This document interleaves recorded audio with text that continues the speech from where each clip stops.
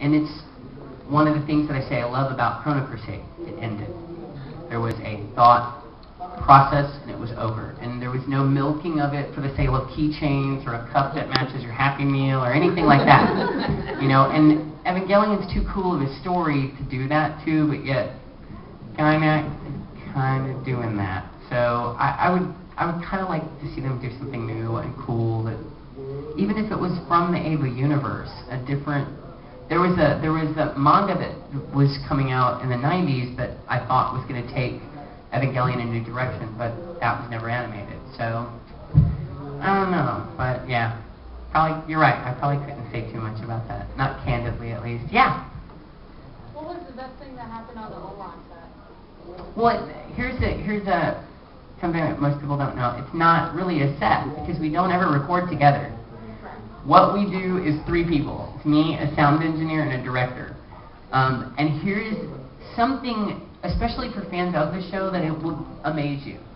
We recorded that show so fast, most of us had no idea what was going on in the show.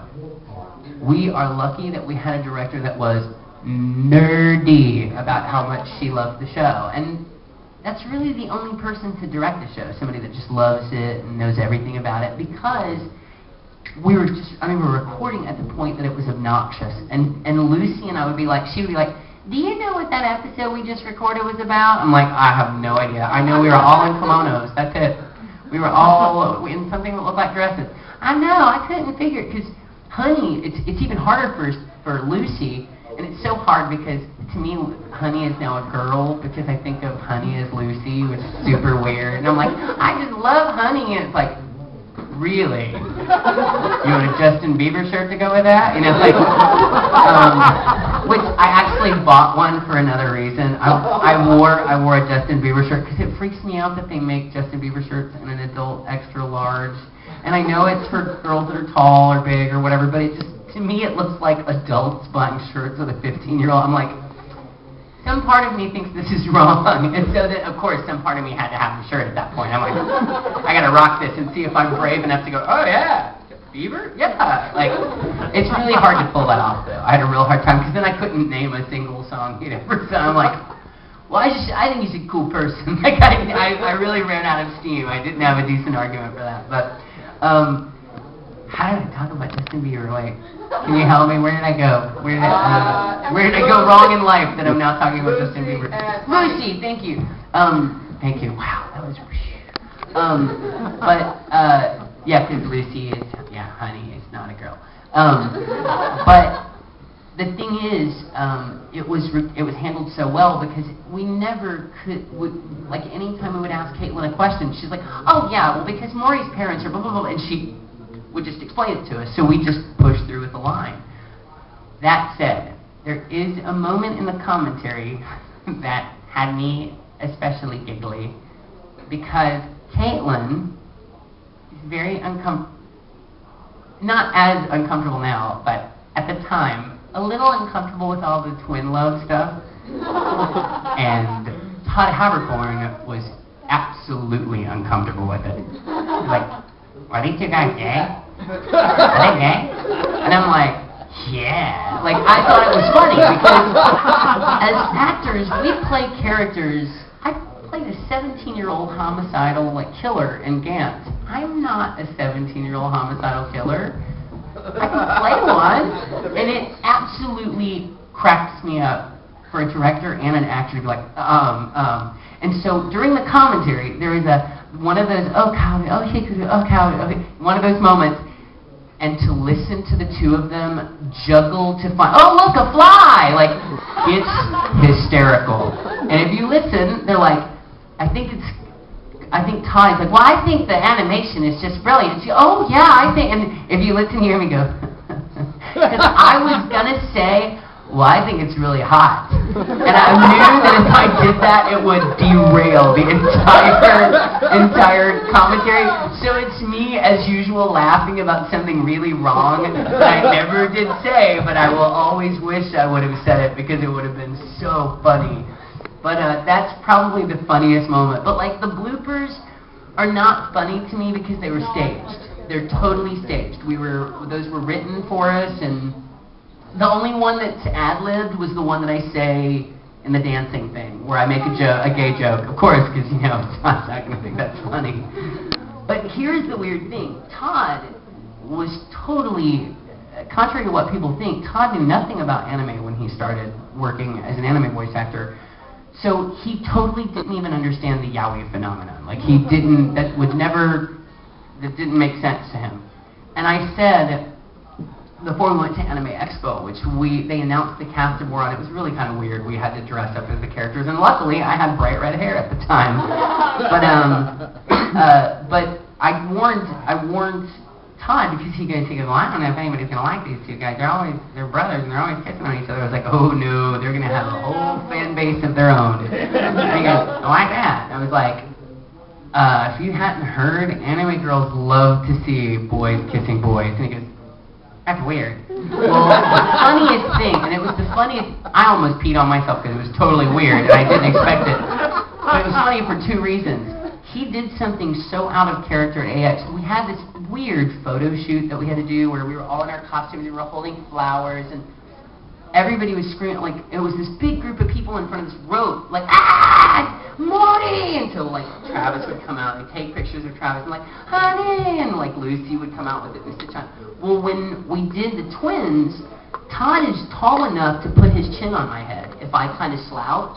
So we did this pose where I was slouching with the rose, and Todd had his head here, and he was kind of over me, and, like, they were like, click, click, click, click, click, click, click, click, click.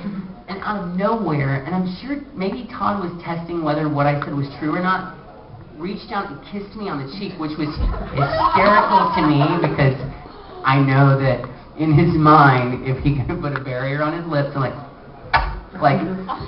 so I freaked out, just like, what just happened? But what was funnier is, I can still see this in my brain. The girl that was directly in front of us, who was approximately this tall, looked like she exploded. She screamed her head off. I think she probably went to the bathroom a little, like, and it was the funniest thing. And Todd thought it was funny because I had told Todd that was going to happen. And just to see that, like she exploded. Like, never had two boys in the world ever kissed until that moment for this girl. It was hysterical, like, who do you like, Yahweh? I'm like, sweetie, we're in California. You should see that all the time. Like, you can go down to the bay, and there's a whole parade devoted to this. But so those were the two funniest moments associated with. And he said afterwards, he goes, "You weren't kidding about that kissing thing." And I was like, "Yeah, I was a little shocked that you did that." Like, I would have liked a little bit of a heads up on that. It was funny. I would have turned and kissed him in the face just to freak him out even more, because it would have been hysterical. I would have no problem planting a kiss on him just to freak him out. Oh, yes, she would have been, there would have been a moment of simultaneous, like, spontaneous combustion at that moment. She would have burst into flames, yes. She would have burst into flames. So funny. I can never forget. I can see that girl's face when I close my eyes. Like, when I think about this, I can see, like it was just so funny. I cannot explain how much I love that moment. Yeah. I think I've asked this before, and you can't say, who is the funnest ADR director to work with? Besides your brother. You cannot say your brother. Oh, no. In fact, one of my favorite ADR directors is here this weekend, and it is such an it's such a cool treat that he ended up here, because he wasn't originally going to be here. For those of y'all that don't know, or if you were at opening ceremonies, you got to meet someone named Chris Kaysen, who is a very, very established voice actor from Funimation, but he's also a director. And he directed me, and I won't say the name of the show, on a show I'm lucky because most of the shows I've worked on have been awesome. Occasionally, there is an anime show that is garbage. And we worked on one such show. And it is really hard to make something that is bad fun. Like, really hard. And he never stopped making it fun. He's like, oh, let's try a really bad line. Like, oh, hey, this next one. And, like, it was always fun to record. Kaysen will always have you cracking up. Bevins will always be fun to work with just because he's super nerdy like me and he wants to show me something on Gizmodo all the time or tell me about a comic book. Monica Rial is a really fun director to work with, but she's a really old friend, so that's kind of an unfair. I think I'd have to say Kaysen is, like, outside of people like Monica and my brother, Kaysen really wins. Kaysen's super funny. Like, if you talk to him longer than about 5 minutes, you'll figure that out. He's really, really funny. So yeah, that's Kaysen. That's cool. He's here too. Yeah. You mentioned that the bloopers for Owan were staged. Is that common? No, it's normally not. In fact, Monica and I used to make jokes that the reason we were never in the bloopers is because we both have such dirty mouths. Until they started bleeping us. And then we were all over them suddenly. That's why Monica says crap a lot now, because she knows it's going to end up. But the Negima bloopers are absolutely 100% real. Every moment of them. The thing that makes me mad is someone put them on YouTube, which, here's the really crappy thing about some schmuck doing that. The bloopers were a surprise. They were never promised, and it's very rare that we get to do them because the Japanese don't like bloopers. There was a company that almost lost the license to a show because of a blooper reel that was on the show that wasn't supposed to be, and it's not a funny show, and the Japanese freaked out about it. They're like, why would you do this why would you put this on our disc? And like they almost lost the license to the show over it. So, because of that, we don't always get to do bloopers. And it's only on shows that it's kind of, like Megama, come on, Akamatsu, yeah. The only person that lists playing hentai video games as one of his hobbies. Like, you gotta give it up for that guy. That's funny. Like, cooking, gardening, playing hentai video games. Who is this? Akamatsu, the creator of Negama. Not just that show, but and he's a fan of panties and things like that. He doesn't make it a secret. But so the thing that sucks about people putting them on YouTube is that was a bonus for fans that bought all the discs, because it was at the end of the show that we put them all on there. And for somebody to do that, it takes it away from the people that actually bought the show. So it pissed me off. It was like people putting the music videos for Beck online, because those were also bonuses for the people that bought the discs. So, but yeah, those bloopers, totally 100% real. The creepy, dirty Speak Rapper bloopers, totally real, including all the awful things that Mike McFarlane said. All the gross things that Mike McFarlane said. The Burst Angel bloopers are real. Has anybody found the hidden commentary on Burst Angel? There's a hidden commentary that Mike McFarlane, Chris Bevins, and I did. That wasn't, we weren't really allowed to be R-rated, but we could be like kind of R-ish. And I don't know how to find it, but I was there, so I got to hear it. There was only one thing that got cut out. There's a part where it rains oil on them, and they all look crazy, and part of it's still there. Mike McFarlane goes, ooh, this looks like a German film.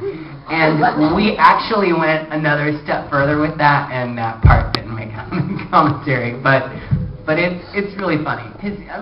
Mike doesn't make any secret that he's kind of Master Roshi-ish in real life, so that was funny.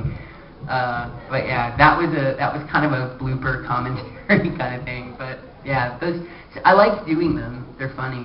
But the Oron ones were weird because they were like too planned. They weren't as funny. Some of them were, like when we the part where you hear people flub lines, you're like, ah, crap. Like, that's real. That's totally us blowing lines. But some of them are too planned out. The funny thing that all of us make jokes about is, and even when I met Ryo Horikawa, he said that the same thing happens with the Japanese voice actors. A lot of times we'll blow a line and we'll like let a string of obscenities loose and it matches perfectly. And he goes, ah! Like he said the same thing happens to them. Very rarely do they actually see the animation when they're recording the dialogue. So if a blooper reel appears ever in Japan, they were not even privy to the animation usually. It was just a sound recording. But there are some, we also do something that y'all will never hear, and it's so unfortunate. It's called laying bombs. We lay bombs for other actors that will never be heard by the general public, but it's just to freak the other actor out. And a perfect one is in pre-tier, Spike Spencer, who hates playing wimpy roles and is not a fan of yaoi himself, very vocally. I have my character